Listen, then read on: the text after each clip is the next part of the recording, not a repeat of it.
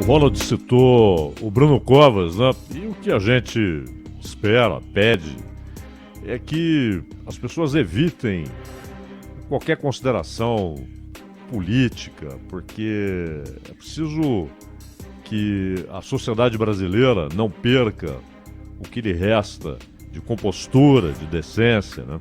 Então, em relação a esse assunto, além de, como disseram Ronald e Sônia, além de torcermos pela recuperação dele, orarmos por ele, em relação a qualquer outra coisa, silêncio, né? Tem hora que o silêncio é insubstituível. Então, oremos por ele, torçamos por ele, e não é hora de considerações políticas a respeito do Bruno Covas. Vamos respeitar, inclusive, a família do Bruno, que está, principalmente o filho que está ali, né, no dia a dia, sendo uma espécie de amparo fundamental para o ânimo do Bruno Covas continuar lutando aí, e é o que a gente espera. Bom, lá no Congresso Nacional, entre outros assuntos, inclusive, claro, a CPI da Covid, que amanhã já terá depoimentos, né? Amanhã o Mandetta e Tais são os aguardados, quarta-feira Pazuello, quinta Queiroga e tal. Mas há também a discussão das reformas. Semana passada já falamos muito sobre o que há de proposta a respeito da reforma administrativa. E agora a discussão é sobre reforma tributária. Ela vai e vem. Aliás, ela vai e vem há mais de 30 anos, né? No governo José Sarney já se falava da emergência, da urgência, da necessidade de fazermos uma reforma tributária. Nunca foi feita. Fernando Henrique fez um puxadinho ali, que chamou de reforma tributária. Não resolveu nada. Não mudou conceitos do sistema tributário brasileiro. Então, não teve reforma coisa nenhuma. E a gente sempre lembra aqui que a palavra reforma, ela não traz necessariamente embutida a ideia de algo positivo, o conceito positivo como sendo algo inerente à reforma. Qualquer reforma é positiva, qualquer reforma é boa. Não! Uma reforma pode piorar o que está sendo reformado. Não é fácil piorar o sistema tributário brasileiro, mas é possível. É um sistema insano que afunda os pagadores de impostos numa situação de tributação injusta, numa burocracia canalha que exige esforços e dinheiro, ainda mais dinheiro, além do que é pago na tributação em si. É necessário deixar recursos separados só para o gasto com a burocracia que há no sistema tributário brasileiro. E o seu pior defeito, que é ser injusto. É cobrar demais de quem deveria pagar bem menos. Além das trucagens do Estado, né?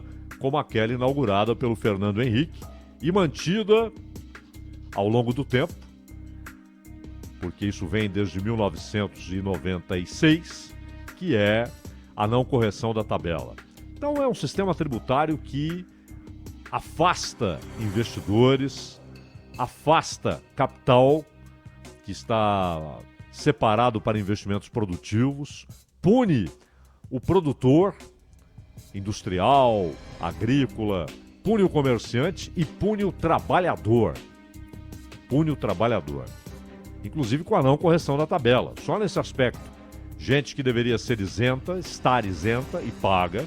Gente que deveria pagar 10% e paga 27,5%. É uma coisa canalha.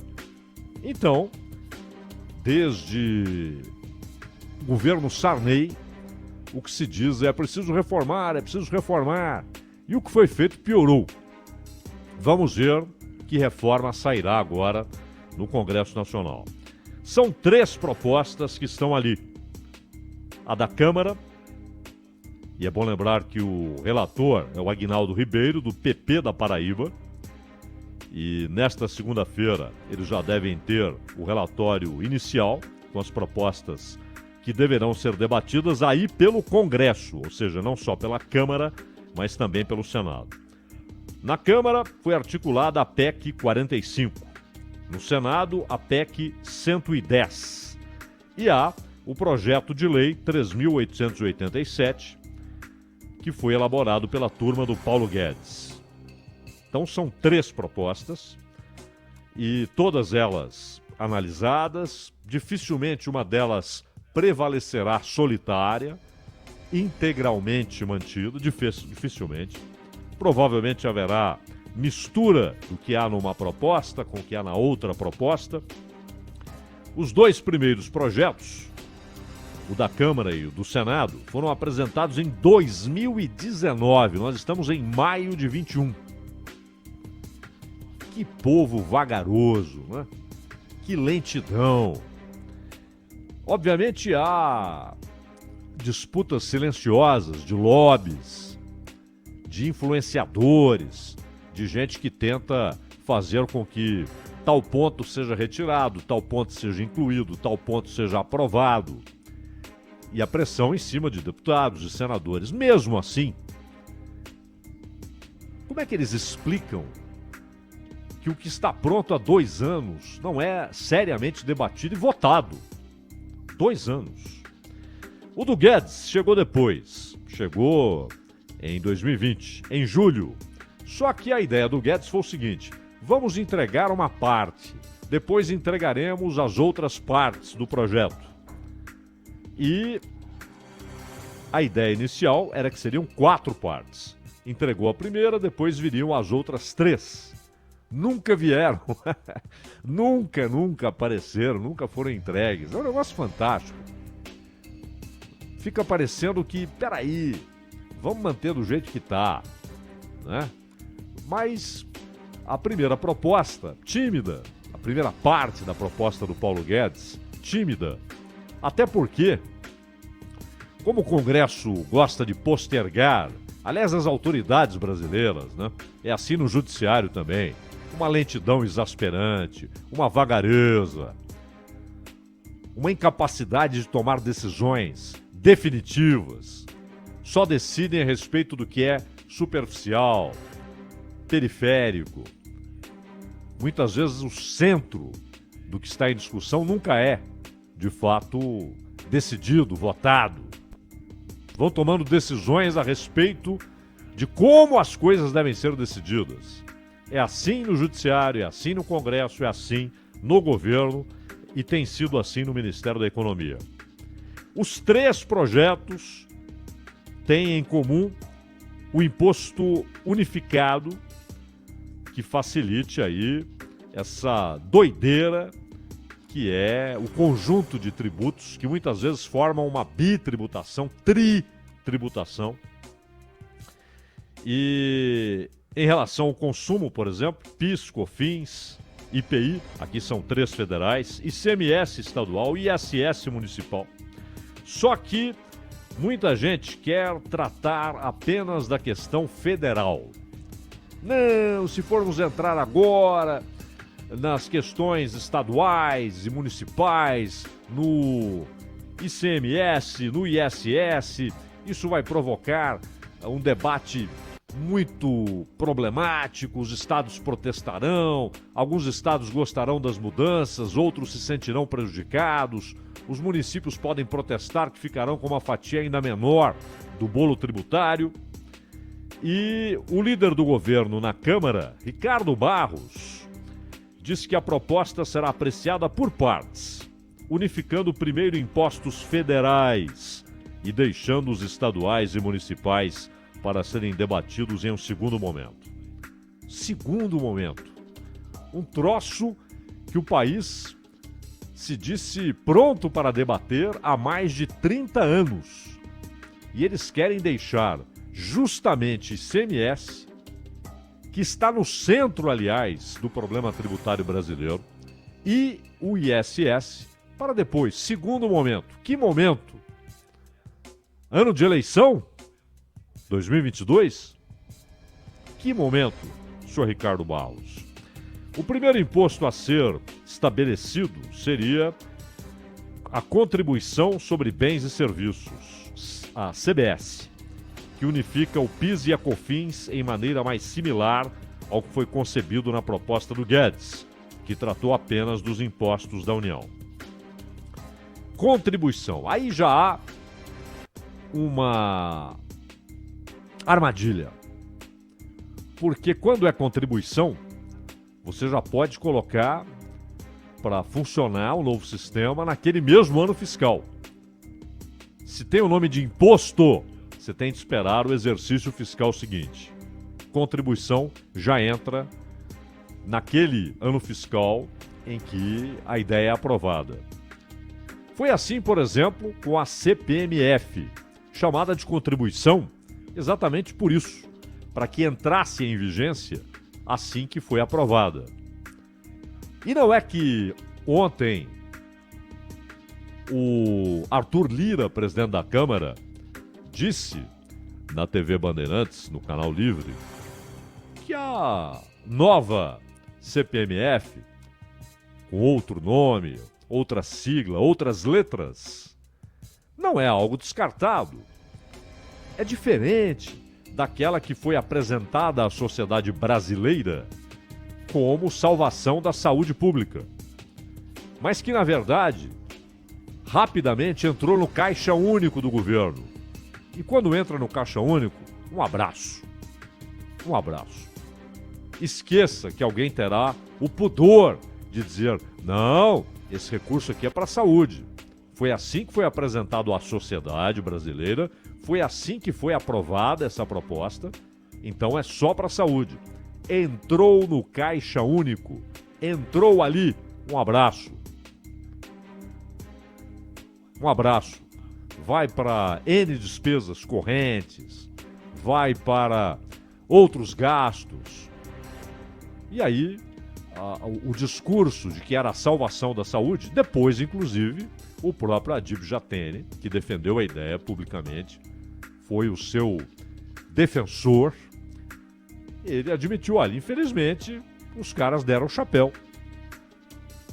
O que era para a saúde entrou no caixa único, um abraço. Não é? Então, ele volta a discutir esse troço de CPMF, que caracteriza a bitributação, que é inflacionária, porque ela acaba incidindo várias vezes sobre o mesmo produto. É um péssimo caminho, péssimo caminho. Bom, então são 3 propostas do Senado, da Câmara e a do Paulo Guedes. A da Câmara dos Deputados, que aliás é de autoria do Baleia Rossi, lá de 2019, o projeto, foi baseado em proposta desenhada pela Central de Cidadania Fiscal, do Bernardo Api. E a PEC do Senado, a 110, foi apresentada em 2019 também pelo Davi Alcolumbre, que era então presidente do Senado. Recebeu depois um substitutivo do senador Roberto Rocha, do PSDB. E tem essa do governo, que é um projeto de lei, 3.887, apresentado parcialmente em julho de 2020, e que propõe a unificação de 2 impostos federais sobre o consumo, PIS e COFINS, que seria o imposto sobre bens e serviços, alíquota de 12% única para todos os setores, prevê possibilidade de imposto negativo, que devolve uma parte dos impostos pagos para os contribuintes de baixa renda. E o que pode ter nas 3 fatias seguintes: unificação de outros impostos, como IPI e IOF, criação de um imposto sobre transações digitais, é aqui. Essa história de transações digitais é aqui que está escondida a nova CPMF. Redução de imposto de renda para pessoas físicas e empresas, tributação de dividendos, essa é uma grande ideia, e desoneração da folha de pagamento das empresas, que é um conceito que o Guedes sempre diz defender, não é? A do Senado propõe unificação de 9 tributos sobre o consumo, IPI, IOF, PIS, PASEP, COFINS, CID, combustíveis. Lembra da CID? Salário, educação, ICMS e ISS. Seria a contribuição sobre bens e serviços, podendo variar entre diferentes bens e serviços. Do governo, proposta do governo, 12%, tarifa única.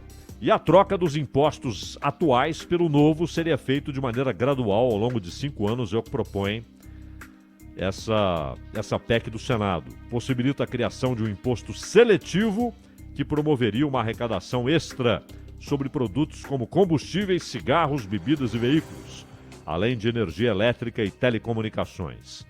E a que permite a concessão de benefícios fiscais para setores específicos: alimentos, remédios, transporte público, saneamento básico e educação. E também prevê a ideia do imposto negativo, que devolve uma parte dos impostos pagos para os contribuintes de baixa renda. A da Câmara, finalmente, unifica PIS/COFINS, IPI, ICMS e ISS, portanto entra na tributação dos estados e municípios. Seria a contribuição sobre bens e serviços com alíquota única. A troca dos impostos atuais pelo novo seria feito de maneira gradual ao longo de 10 anos.